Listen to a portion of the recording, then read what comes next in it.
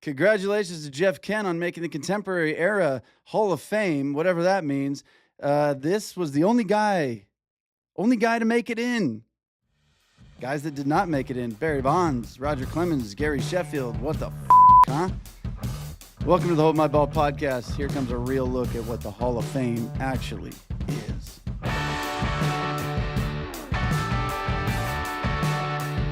What are any voted upon awards anymore?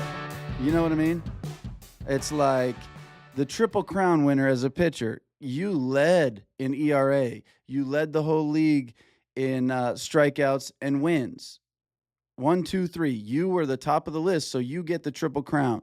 The voting on these things, the Cy Young, the MVP, all the other stuff to me is subjective, clearly. But the way this works, there's a committee of people.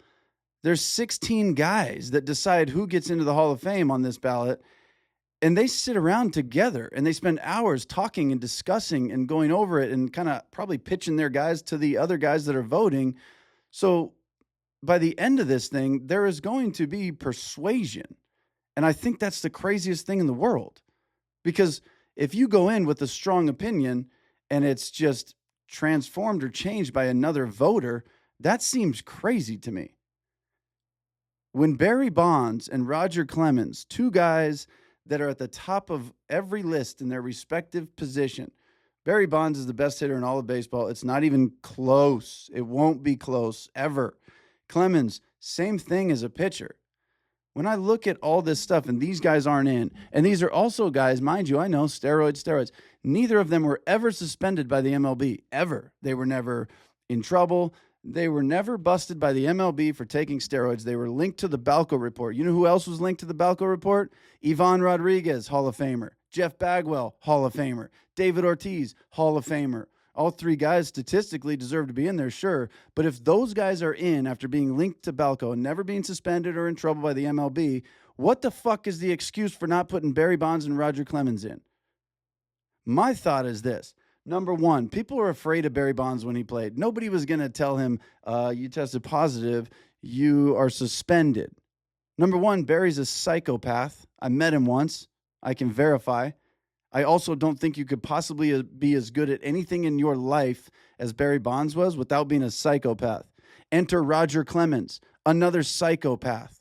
Can you be that good of a pitcher for like 40 years in the MLB like he was without being a psychopath? No. Sometimes being a psychopath is a good thing. And in this case, it made them the best baseball players this game has ever seen. And these two guys are not going to be in Hall of Fame because people don't like them. But what happened when the whole world loved them? When baseball was dying, and here comes Barry Bonds, here comes Mark McGwire, here comes Roger Clemens, here comes Sammy Sosa, here comes the steroid era. What happened then? What'd the MLB do then? They thanked the high heavens that these guys showed up and saved their sport. There's no suspensions. There's no, hey, you're in trouble. There's none of that. Not a single ounce of it, because they were making them money. They were reviving their sport. They were carrying it, and they turned it into what it is today, which is insane that they would capitalize on them their whole career. And even after their career, they continue to capitalize on them. Both these guys, in Barry Bonds and Roger Clemens, you know what's crazy? Both of these guys, they have something, an award. I'm going to tell you what this award is.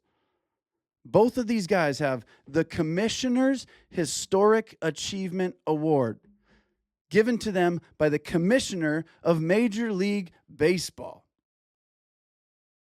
So you're good enough to get a Historic Achievement Award. You have your number retired in San Francisco. You have your number retired in Pittsburgh. Clemens has his number retired in several places. But you're in the Hall of Fame for these teams, but you're not in the Hall of Fame for the MLB.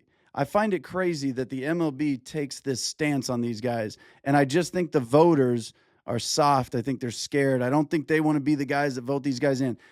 You need three. You can vote three guys in. I told you earlier, 16 guys are on this committee. You need 12 out of 16 votes in order to get into the Hall of Fame. 12 of 16, that's a lot. Each guy can nominate three dudes, three guys.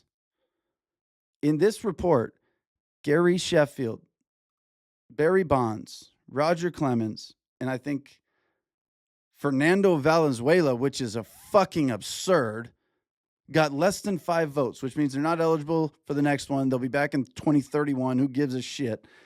But to look at this, let's just look. When you're talking Hall of Fame, Fernando Valenzuela, I'm pulling him up right now because this one actually made me pretty disgusted in the MLB in general. Obviously, we know what he means to the game from a I don't know, Hispanic, Navajo, whatever he was. This dude, 1, 2, 3, 4, 5, 6 years consecutive All-Star. Dodgers legend, obviously, but just a baseball legend that broke barriers. Cy Young, Rookie of the Year, his first year. He's the only guy to ever do that. The only guy to win Rookie of the Year and Cy Young in the same season.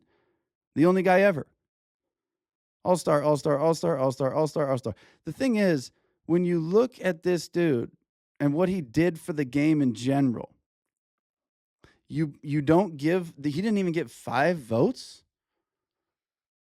What is the MLB Hall of Fame? You know what's crazy is when it came down to 2020 and everybody's all up in arms, cancel culture shows up.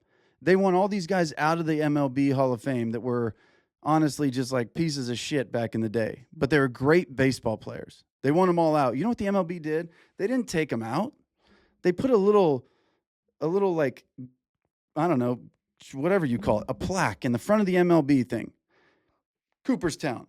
When you walk into the Hall of Fame, there's now a plaque that says, these players are recognized for their achievements on the field and not necessarily anything they did off of it, basically, is what the thing says in better words. So instead of just being like, yeah, these guys were this, that, and the other thing, let's get them out of here, they said, no, let's just change what this is about a little bit. So if you're gonna push the field goal back, why, if you're gonna move the goalpost back, why would you not look at it from a general idea and say, hey, if we're keeping guys in or we're putting guys in, what is the difference between Big Papi, Jeff Bagwell, and Ivan Rodriguez versus Barry Bonds, Roger Clemens, and Gary Sheffield? I'll tell you the difference. Ivan Rodriguez was beloved. Jeff Bagwell was beloved. David Ortiz, loved by everybody except Yankees. Barry Bonds, not a great relationship with the media or really anybody. Roger Clemens, same. Gary Sheffield, I don't know. I thought he was electric. Never met him. Never got a chance to. I don't know that I heard any bad stories about him. But then they want to go a guy like him and go, well, the stats and this and that. The dude hit 292 with 509 home runs. What else do you want?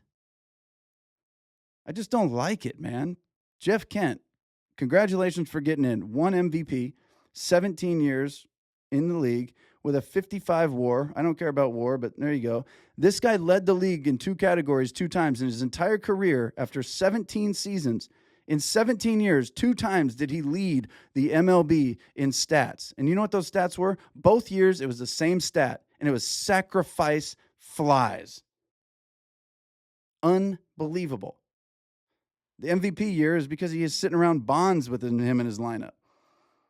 And I don't mind Jeff Kent getting in, but if you're going to put Jeff Kent in, how do you not give a vote to the Bonds, the Clemens, the Sheffields? How do they not get in?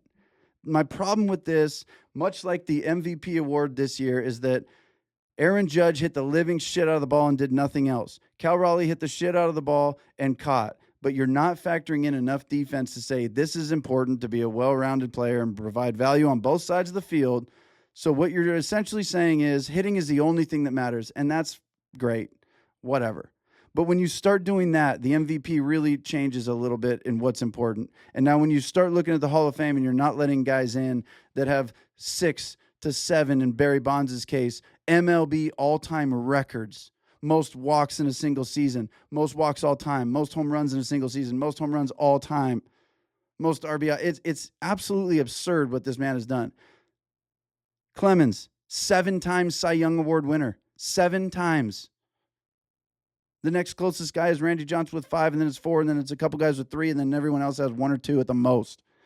And you're not putting them in because you took a stance a while ago on some false morals you have because you're letting other people in. And now the Hall of Fame becomes watered down just like everything else because these soft-ass fuckers are voting. And I don't like it. So there's my take. You guys go ahead and leave your comments down here. Let me know what you think. Am I an idiot? Maybe. Probably. Am I right? Of course. No doubt about it.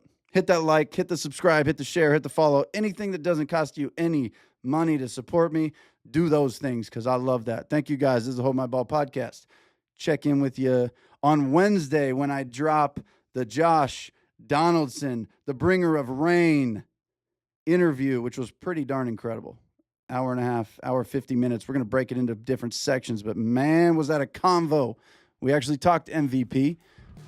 He gave his take on why Judge should be the guy. I gave mine on why Raleigh should have been the guy. But it'll be a good episode. Thank you guys for listening. We'll catch you on the flip side.